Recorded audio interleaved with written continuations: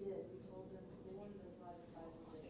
We were like, how about a safe live at 5 so that we can build it soon to you and not be tied down by a live shot, and then we'll do a generic live shot in Jacksonville at 6. Because that allows us to physically go to the scene.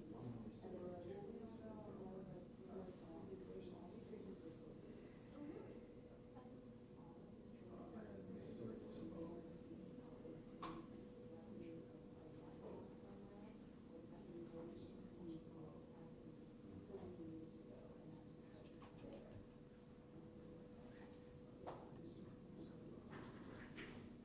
Y'all ready to get started? Yes. Okay. I'm going to sneak through here. I'm going to open that door right there so you can get them coming in. But you look if you like.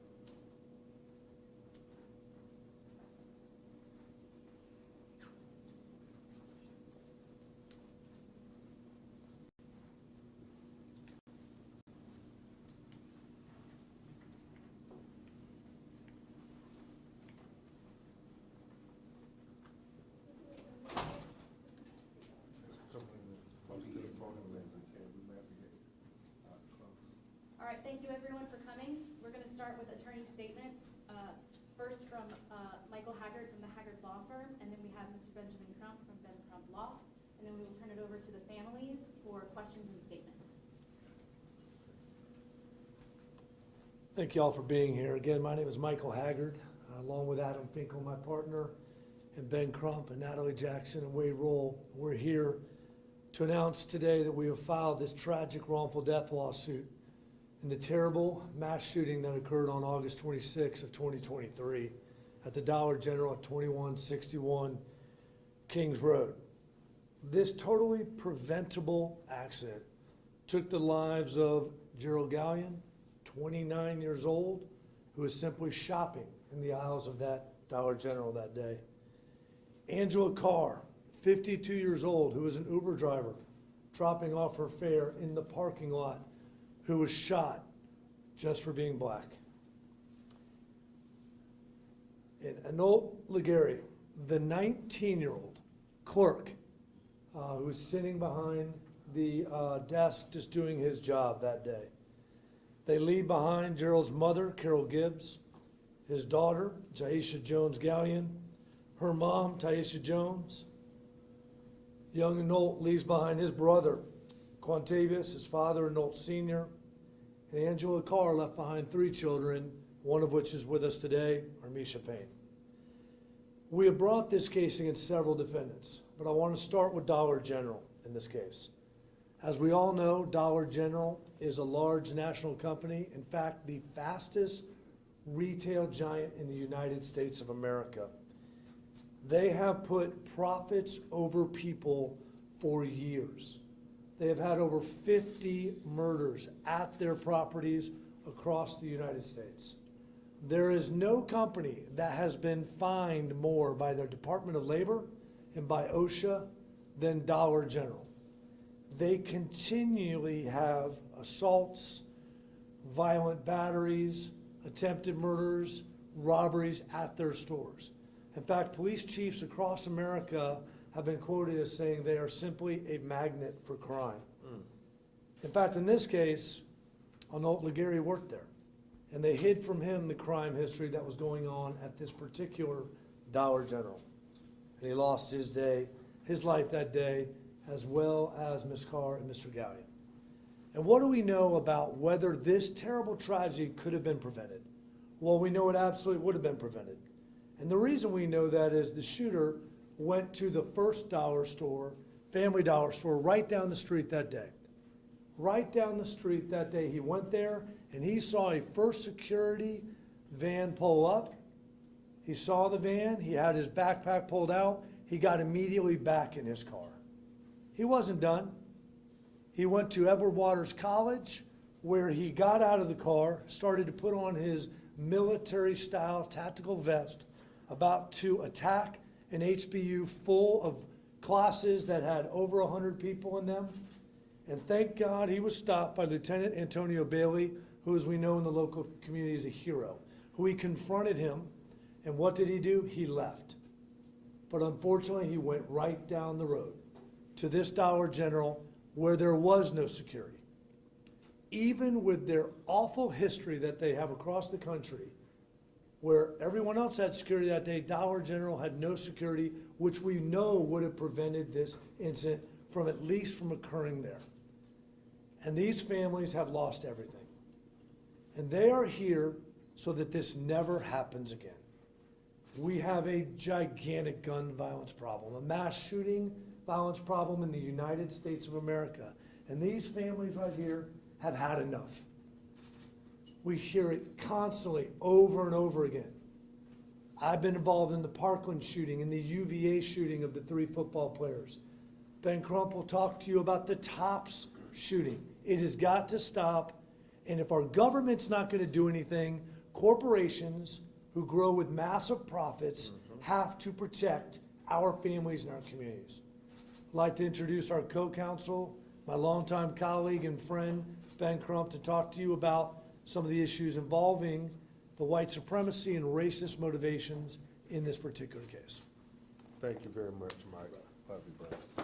And I'm very honored to work with Mike Haggard, a great negligent security attorney who works all over the country, and equally honored to work with Wade Rowe, a great lawyer who hails here in Jacksonville, Florida, and certainly to Natalie Jackson, who is the most brilliant of all of us, and Adam Finkel, who has been the inspiration of this pleading and has worked tirelessly day and night. Make no mistake about it, what Mike said was true. This lawsuit is being filed today because Angela Carr mattered. Jerian Gallion mattered. A.J. Laguerre mattered. And this lawsuit is filed so their death are not just swept under the rug, as has been the case far too many times in far too many mass shootings in America. And now we have to get to the crux of the matter, why these mass shootings keep happening at this phenomenal rate. At this rate, it's happening because of hate. It's simple and plain. Did you read the manifesto from this coward? It was very similar to the manifesto of the coward in Buffalo, New York, who killed those black people. And it's similar to the young white supremacist Dylan Roof. Y'all remember him? Who killed 9 of the most innocent black people you could ever find in Mount Moriah Church. And so we have to speak truth to power. This lawsuit is about directly speaking truth to power.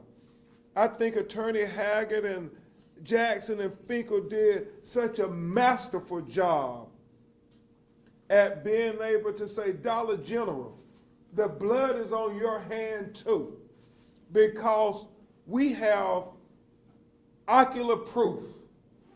And Mike, you and Ray, we are ocular proof, visual evidence that the presence of a security guard would have made all the difference in the world.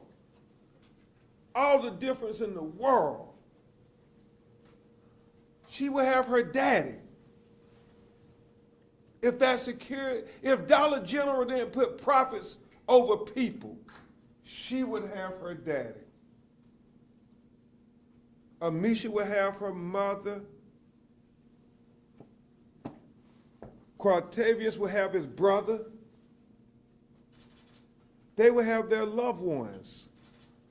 Because when you get this combination of putting profits over people and putting racist ideology, then it is a recipe for disaster. And I just keep thinking, this reminds me, Mike, of the emotions after the Buffalo Tops mass shooting, where that young white supremacist had been radicalized. He had been radicalized under this white replacement theory, that we got to kill them because they're taking over our country. They're going to replace us. So, I mean, whether it's social media or it's the talking heads pumping this garbage and this ignorance into these young people's minds, where this young man travels to a historically black college university because he wants to kill as many black people as he can. We have to speak truth to power. In Tops Supermarket in Buffalo, the guy drove 3 hours from his home to find where black people live because he wanted to kill as many black people as he could. And Dylan Roof drove to find that black church because it's hate.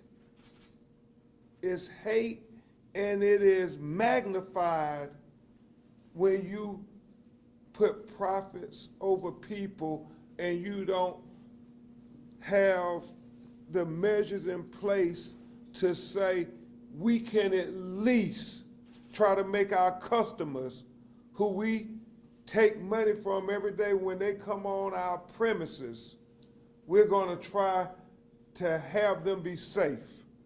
Mike Haggard goes all over America talking about premise liability and how we keep the premises safe. Well, newsflash, Dollar General, you can keep your premises safe by just having a security guard.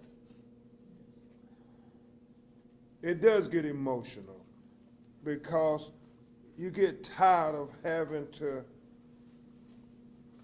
be with families who lose their loved ones senselessly, taken from this earth far too soon over hate and greed. We better than this, America. We better than this. Adam Finkel, I think now is going to introduce you to some of the family members who are going to speak to you, who's a great young lawyer, did great work on this case. And after that, Attorney Haggard and the other lawyers and the families will try to answer your questions. Understand, it's emotional for us lawyers. You can only imagine how emotional it is for these families as they continue down in this journey for justice. So they'll do their best, but it is emotional. Attorney Finkel. Good morning, everyone. Mr. Crump and Mr. Haggard can't say it better, but there's one thing that we can't even begin to feel as closely as what these families do. And that's the loss of their family member. Knowing intimately what the world has lost and what their family has. Each member of the family has somebody here that's willing to answer any questions that you may have, and we thank you so much for your time. We'd like to start with AJ's brother, Quan. Good morning, everyone. Before I answer any questions, I'll just say a couple things about my brother. And I mean, not even just him, just everyone in general. I mean, this whole case, I mean, it's past just this case. Like, I'm so tired of hearing, oh, you know, he's in a better place. No, I want him here. Amen. I'm tired of hearing, oh, you know, he's watching over you. No, I want him here, you know? And people say cherish the memories that you have with him. No, I want to make more. He's my baby brother. He's supposed to bury me, not me burying him. You know, and you know, we were raised to do the right things, you know, go to school, don't be in the streets, don't sell drugs. Guess what AJ did? He followed and listened. And this is what he gets for repayment? To go to work and die? I'm tired of hearing it all, man, and it's not gonna change unless if we speak up. Amen. Amen. It's past AJ. It's past other victims. This has been happening. And if Dollar General just simply had somebody there to be security, just as Family Dollar did, just as Edwards Waters did, I wouldn't be up here speaking about AJ. I'd be at home with AJ saying, dang, man, I'm glad your company, you know, took care of you and made sure that you was good. And, you know, let alone he never even got a referral. You know, our generation now is way different from how it was back in the day. And, you know, AJ, he just, you know, he did the right things. Never got in a fight with nobody. Even me, I got in a fight, and I got my master's degree. You know, turned my life around. AJ didn't even get a chance to do anything. You know, it's messed up. I mean, we lost my mother at a young age. Never thought I'd lose my brother. And you know, he seen me go to college and do the right things. I inspired him. He wanted to make a difference from the life that we lived, and he didn't even get a chance to do that. Didn't even get to live to turn 21. I'm 25 years old.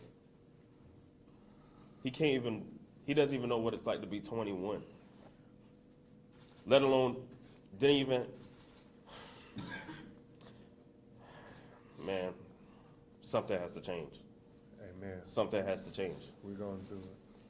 Thank Something has to change. you, John. I have a Uh, question for you, sir, before you go. Yes. Did AJ talk at all about crime at the school, or I know that Mr. Funk had mentioned that he wasn't really advertised with the amount of crime that was happening. Did he ever talk to you about what was happening in the neighborhood? Had AJ known that Dollar General was a dangerous place, he wouldn't even have applied to work there. He wasn't there for over a year. If he would have known that, he would even have went there to work there. And what's your full name? Quantavious Laguerre. Yes. You gonna spell it for? Quantavius Laguerre, Laguerre. Sir. Mr. Laguerre, Will Brown, WJCT News. What is something that you would like the public to know about your younger brother that they don't know, but you definitely think that they should know? I'll say just one thing. He loved video games, and he was very quiet. You know, he had his, you know, circle close to friends, but other than that, he wasn't really, you know, folk around everybody else. He just wasn't in everyone's face. But the one thing he put in his bio was, you know, make life the best of it, the best of your life, like, live life to your fullest. And do with what you can. And he was a very positive person. Through the 19 years that I know him, Good kid. never complained. I'm talking about, you don't even know, you wouldn't know if he didn't like anything unless you asked him personally. He will eat whatever is put in front of him. He would, go with whatever life throws at him. He'd make the most of it. And honestly, I mean, people deem me as a strong guy, but he's the one that inspired me. I never hear him complain, and then here I am complaining about certain things. I look at AJ, and he's, going with the flow. Never complained. I'm not being biased. Like, he literally never complained, ever. He was a guy that, get along with anyone, never stirred no trouble, and just, just a real good human being. And for him, and that's why, I question. It's like, they say don't question God, but you take a guy that literally is the epitome of, Good. a good kid. His life just gets viciously taken away from him because he's at work. I don't understand. I don't. No, thank you, brother. I don't understand. None of us understand. It's not fair. Thank you. Okay. You got them today? Thank you. We'll have Misha? Misha coming.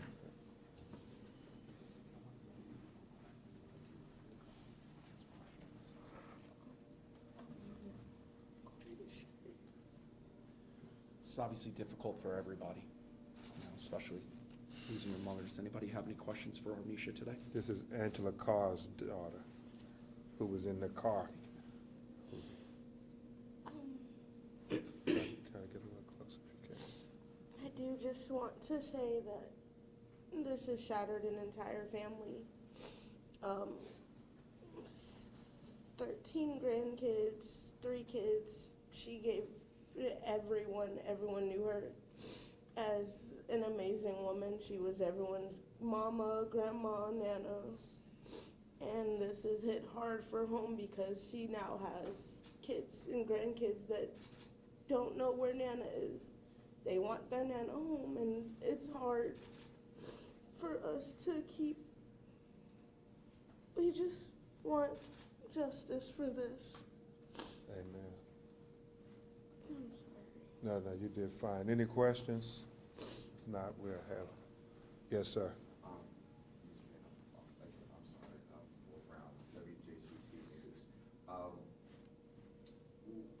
With such a large and extended family,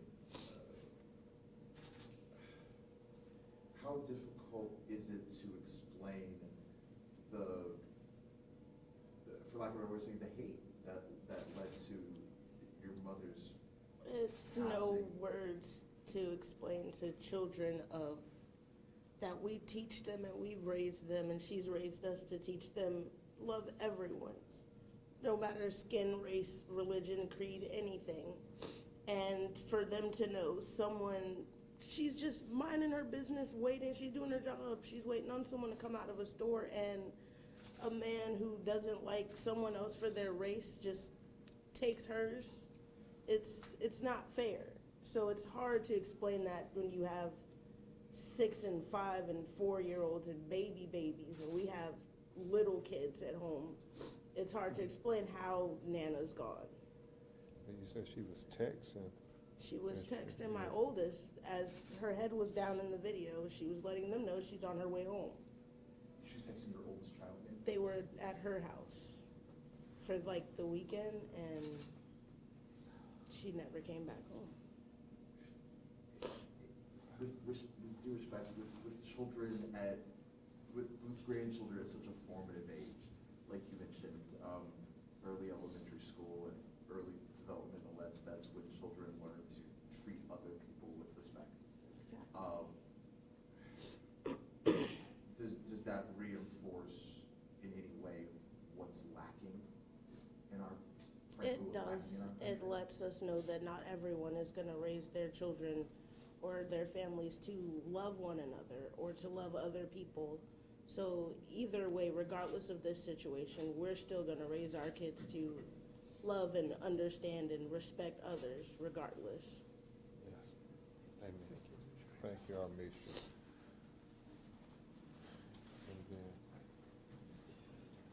Now we have Demonay, who's Jerry and Gallen's sister, speak for him along with their family members. You just want to answer questions? Okay. If anybody has any questions? This is his mother, sister, daughter, and all their family. My question is just, can I get you guys' reaction when you initially received the phone call that day about exactly what transpired at the Dollar General store? Well, when I received the call from his mother, I'm the mother of grandmother of Jasia. When she called me and said Gerald was shot, I'm thinking arm, leg, nothing like this, until I got to the hospital and talked to Carol and found out it was more. So I went to the scene, and it was just heartbreaking.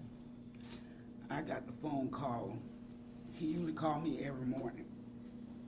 And Can you step up to the mic?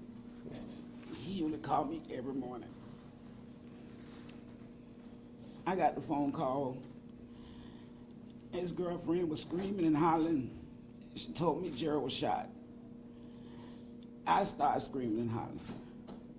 His sister, his siblings, they started screaming and hollering. So I'm like, where are you?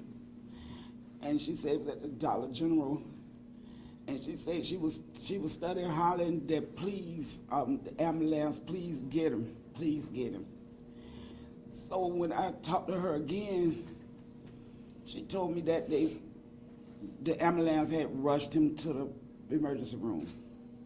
We go straight to the emergency room looking for him.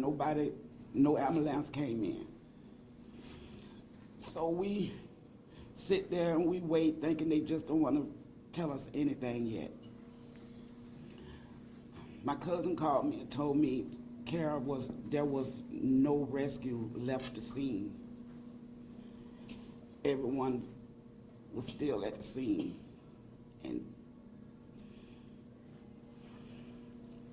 I can't say that. No, thank you. I have We'll one stand some more motion. question. Just talk about how distasteful it is for certain people in the world to hate black and brown communities and black and brown people just in general that much that you want to kind of do what happened essentially at Dollar General that day. Say something, Emily?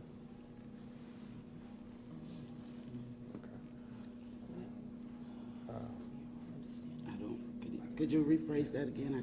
I was just saying, just talk about how distasteful it is in general for certain people to hate black and brown communities, just in general. If you could maybe elaborate on that, just in general. Well, I was raised to love everyone. You know, I didn't come up in a household where you don't talk to this person because of the color of their skin. You don't hate this person because of the color of their skin. We just got along. Kids get along. Little kids get along. Yeah. At their impressionable age is when they start growing from what they're being taught. Mm-hmm. After that, I feel like all that starts at home. That learning starts at home. Hate, love, all that starts at home. Yeah.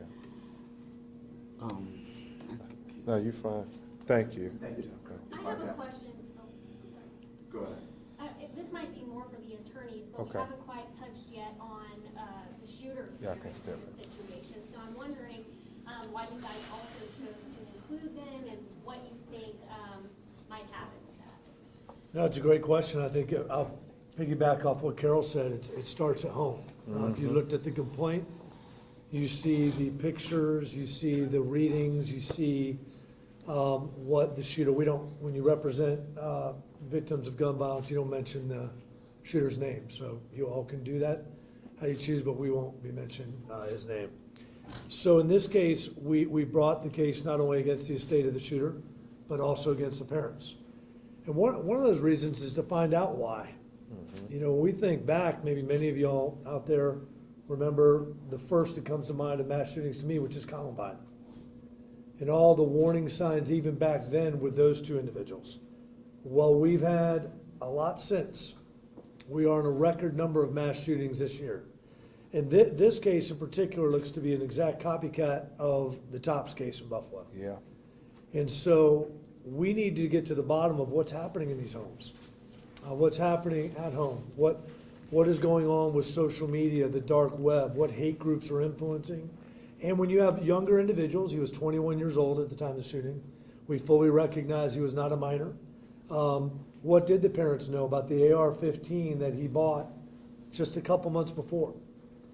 Only a couple years after he was Baker Acted. What did they know? And I will tell you, this case is absolutely about justice. Because we may find out they didn't know all that much.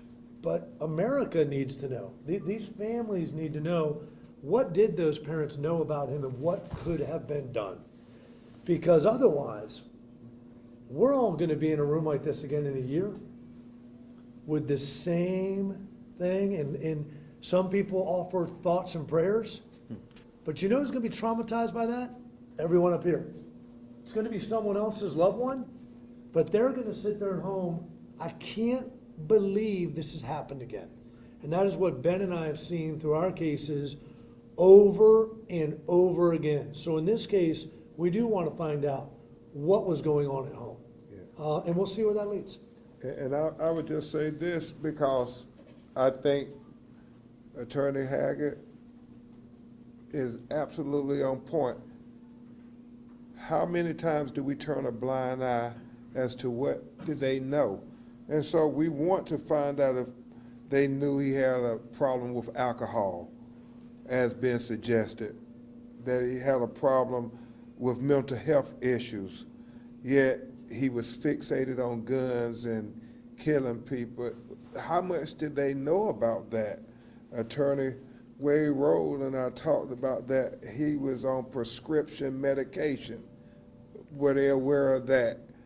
You know, when he had a room filled with the prescription medicine, alcohol, and firearms with swastika signs on the gun.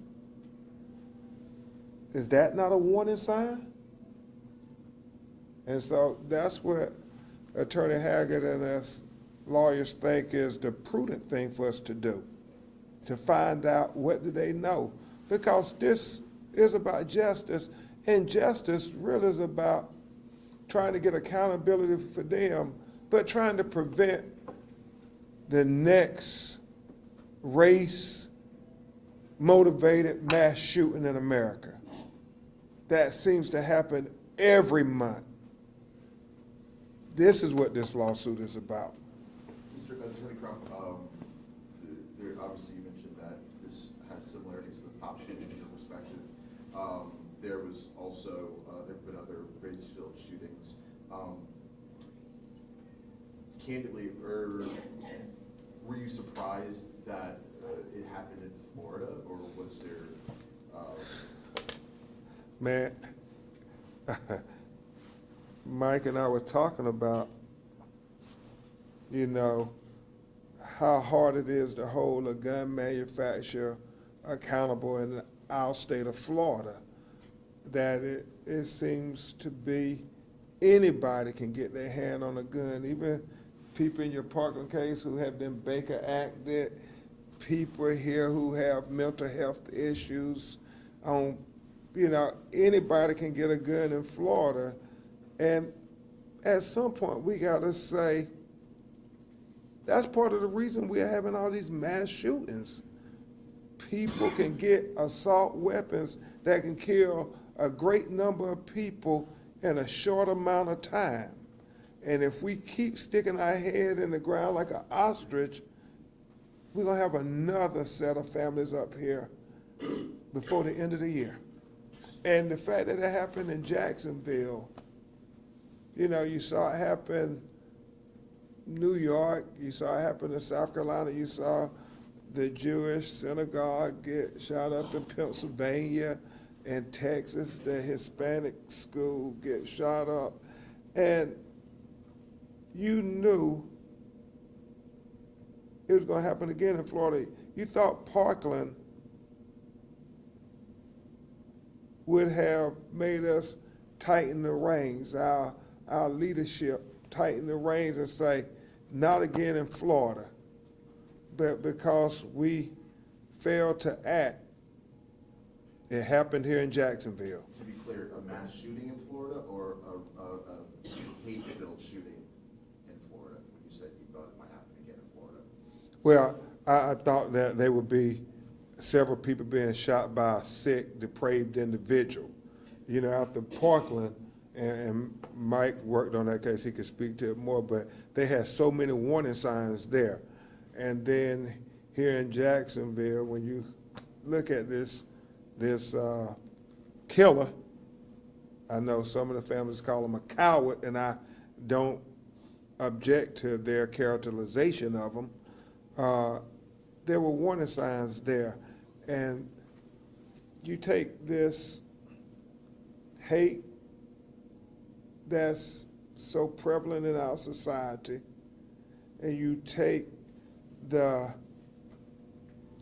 access to deadly assault weapons, and then you add in the component of a business that puts profit over safety, and you add that all up, and you get the death of AJ, you get the death of Jerian, and you get the death of Angela Carr. I mean, it's almost fundamental when you just add those up. What have you been able to determine about what is lacking the security there at Dollar General? Have they said anything to you about, the last time they had a security guard there? Any details or specifics about what should have been at other, or what is at other Dollar General stores that wasn't? Yeah, absolutely. I mean, Dollar General has security guards at a multitude of stores. And it's based on, when you have crime rates, and they have a significant crime rate, not only at this store, but in other Dollar Generals throughout Jacksonville. And we all know, I mean, it's rare that you have a case where you can track where the shooter went and saw them be deterred by security that very day. I mean, I've unfortunately handled hundreds and hundreds of gun violence, negligent security cases. I've never had this type of tracking system to conclusively show that. But I want to return a little bit to Florida again, because after Parkland, as we all know, you could buy a AR-15 in the state of Florida at the time of Parkland if you were 18 years old. And there was a debate following that in the session, and they raised it as a compromise to 21. Where you can quote any neuroscientist in the world, and they will tell you that the brain does not develop till well after 25. There were amendments that day, when that bill passed, to at least be 25 years old, which makes total sense unless anybody can honestly sit here and say your brain's fully matured at 21. Had those amendments passed, which neuroscientists, the Brady Center, the Gifford Center, all the different centers that study gun violence, the CDC, what you name it, said at least 25. Had they done that, we wouldn't be here. Because that AR-15, unfortunately, was bought legally in the state of Florida months before this. Last session, there was talks of doing what? Going back to 18. And I couldn't agree with Ben more. You have a plethora of things coming together. You have mental health, you have hate, you have racism, easy access to military weapons, and you have corporations that say, well, we're not going to do anything about it. And that's why we're here. Any other questions? Just to the families, first of all, I'm so deeply sorry for every single one of your losses. I know it's something that's irreplaceable, but I'm curious, what would finding some semblance of peace ever look like for you and your families again? What would it take for any of you to get there? I think Quaterus would be the best. Honestly, if someone is held accountable, and I know that nobody else has to come up here just as my family and the other families, because I can't bring AJ back. They can't bring none of their family members back. But if I know that there's some sort of accountability, that this won't happen again, and no one else has to be up here, that can just bring a little bit of peace to me. Yes. Mr. LeGarrette, what is your personal hope that this lawsuit will do specifically for Dollar Generals across the country? Security. Security, man. I mean, literally, I mean, like I said, have my brother known, you know what I'm saying, if this,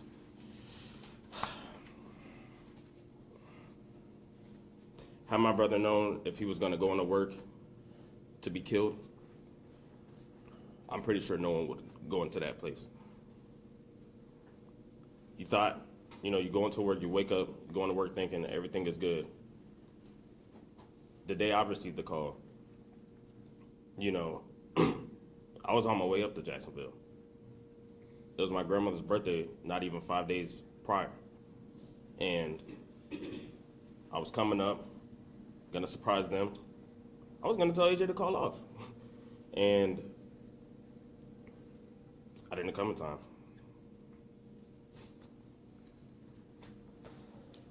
I didn't come in time. I mean, I thought when I got to my grandmother's house, AJ would be home after work. He wasn't. So some sort of peace would be for someone to be held accountable and for this to never even happen again. That's all I want. I don't want anyone else to experience what I'm experiencing or anyone else up here is experiencing. I want this to stop. I hear about it all the time. I never thought it would be me. And I hear this all the time. When I was younger and I see other victims up here, they say, oh, I never thought it'd be me. We have these laws in place, but at one point in time, slavery was, you know, it was the right thing to do as well. When are we gonna make a change? Something needs to be changed. Yeah, they said slavery was legal, and we said just because they said it's legal, that don't make it right. So in that note, for the attorneys, we seen during the summer, the state enacted a series of laws that allow these type of hate crimes to proliferate in the state. From the banning of African American studies to loosening the gun laws in the state. How we, and I say we as a media, can help multiple families that have been affected by this situation to talk about the problematic nature of these laws. Yes, sir. I will say this as Mike and I were just articulating, it's a plethora of issues. But Attorney Natalie Jackson and I, you know, our law firm, we fight against these, what we believe, bigoted and biased policies that are being passed to talk about banning African-American advanced placement history and having to teach middle school students that slavery was good for their grandmothers and grandfathers. It is offensive, it's asinine, it's ludicrous, but it is also a component of what we see manifesting in America today. We talked about, Sarah, when it's the young, when they're going after young minds, trying to indoctrinate them with hate. Mike just talked about how the brain is still developing. I don't think it's any wonder that we're seeing so many young white men commit these race-motivated mass shootings. People are radicalizing their young minds to do ungodly things. And there are so many factors that lead to that we need leaders to lead. We need them to not try to play on the least common denominator amongst us. They need to be true leaders that speak to the morals and the humanity of society and not try to prey on the divisiveness. It's easy to divide people. Great leaders bring people together. And that's what we need. And I do think a lot of those policies that were adopted in our state has led to all these race-motivated injustices that we see happening. And so thank you for the question, and obviously it's very emotional to us because we got black children. And it's not just a news story, it's real to us.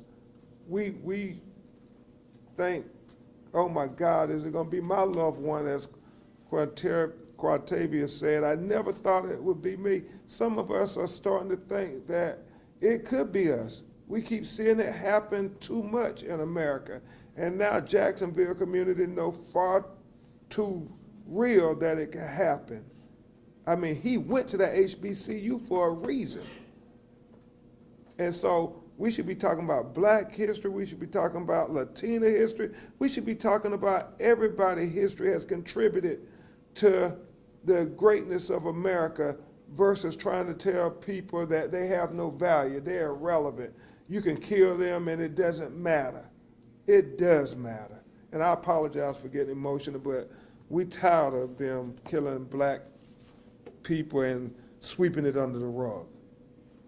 Well, and you asked too, I couldn't agree with Ben more, what the media can possibly do. Well, when we talk about this problem in America and someone says, well, mental health's a problem, ask them how many bills they filed on mental health. Ask them about the appropriations bill that they filed to double, triple, quadruple mental health. Because we have a mental health problem, then, and that's why our government's not doing anything about guns, well, then we should be funding mental health, right? At record numbers. Because we lead the world without any competitor in gun violence deaths. You can add up everybody else. There's only 335 million people in America. There's 6.5 billion on the planet. And we lead by far. And when you spew the hate, and you start doing these bills, and you start getting people fired up in the community, you give them easy access to military-style weapons, what do you think is going to happen? So I think that's something, ask the tough questions, as you all always do. And we promise to provide the answers to that great question of some of the theories we have in this case, to try to get those out to you, to do the one thing that I know Ben and I want to do most, and I darn sure know the families want more than anyone, is I don't want to ever stand up here again. Yeah. I don't want to ever, I'm sick of being at a conference room table with people who've lost their children. Yeah. And if you don't think it's coming to you, you can ask me. Because after all I've handled all these cases, a boy I coached football down in inner city Miami, got his dream shot to go to the University of Virginia, and he was shot and killed in a bus. So it came to my doorstep. It's coming to everybody's doorstep. Unless we do something about it. So we gotta do something. Thank you all very much. Yeah, thank you, Mike. Thank you, guys. Can I ask the ladies that spoke, can we get their names? Can you spell your name so we will? I can give it to you. Thank you all very much. Thank y'all to the media. We all got a role to play.